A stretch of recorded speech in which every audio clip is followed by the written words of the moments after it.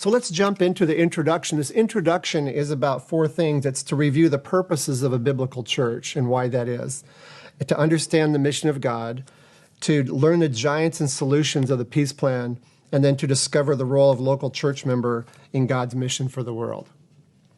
Mission begins with a biblical church. If you think about it, from the Great Commandments and Great Commission, you get 5 purposes of God for the church, and within that, the 5 purposes for every believer. Let's just go back over those quickly so we can maintain that core biblically what we're teaching here.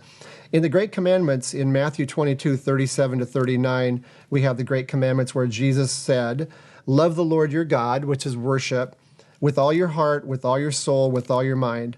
This is the first and greatest commandment, and the second is like it, love your neighbor, which is serving as yourself.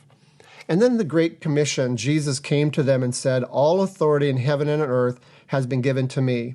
Therefore, go and make disciples, that's mission or evangelism, of all nations, baptizing them, which is fellowship, in the name of the Father, the Son, and the Holy Spirit, and teaching them, that's discipleship, to obey everything I have commanded you. And surely I am with you always to the very end of the age.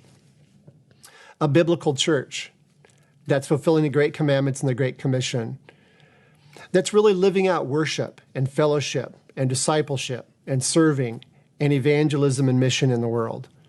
That a church is really about not only that they are about that, but they're helping every member to grow in all 5 of those purposes. And so that's really the foundation for what we're going to be talking about in terms of mission. It begins there. But then we go on to, what is the mission of God? Who is it being given to?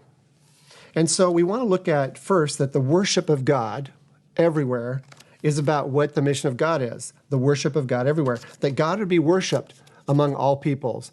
We see in Revelation 7, verses 9 to 11, what's going to be at the end times when we're all in heaven. And it says this in Revelation 7, 9 to 11, after these things I looked, and behold, a great multitude which no one could count, from every nation and all tribes and peoples and tongues, standing before the throne and before the Lamb, clothed in white robes, and palm branches were in their hands, and they cry out with a loud voice, saying, salvation to our God who sits on the throne and to the Lamb. And all the angels were standing around the throne and around the elders and the 4 living creatures, and they fell on their faces before the throne and worshiped God. This is a picture, this is a reality of what's going to be true in heaven. There will be people there that are worshiping him from every nation, tribe, language, and people. You know, that's not done yet. But that's where it's going, that God would be worshiped everywhere. It talks about, John Piper said in Let the Nations Be Glad, missions exist because worship doesn't. And I think that's beautiful, the fact that there's places yet where people are not yet worshiping God, and we want to see God being worshiped everywhere. And then the second thing is not only that the worship of God would be everywhere, but the mercy of God is everywhere. That the lost might be found. You know, Jesus said in Luke 19:10, for the Son of Man came to seek and to save the lost. That the mercy of God, his salvation, his deliverance, his freedom would be experienced and expressed everywhere, that that'd be accessible to everyone on the planet. And so, you know, we don't stop doing mission until there's the worship of God everywhere and the mercy of God everywhere. And that's what mission's about. And it's for the least of these, that they might find help from God's people. James chapter 1, verse 27 says, religion that God our Father accepts as pure and faultless is this, to look after orphans and widows in their distress. And then we're told in Psalm 82, verses 3 and 4, to defend the cause of the weak and the fatherless, to maintain the rights of the poor and the oppressed, to rescue the needy and the weak and deliver them from the hand of the wicked.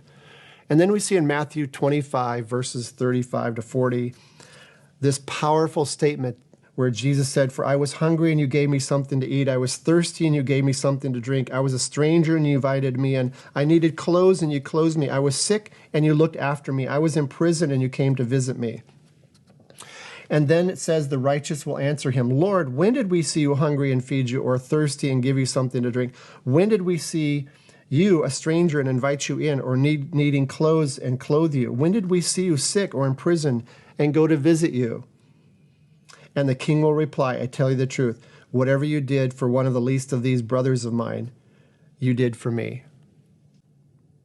You know, the mission of God, which is the worship of God and the mercy of God everywhere, was given to the local church globally. That's God's way of getting his mission done, is through the local church globally.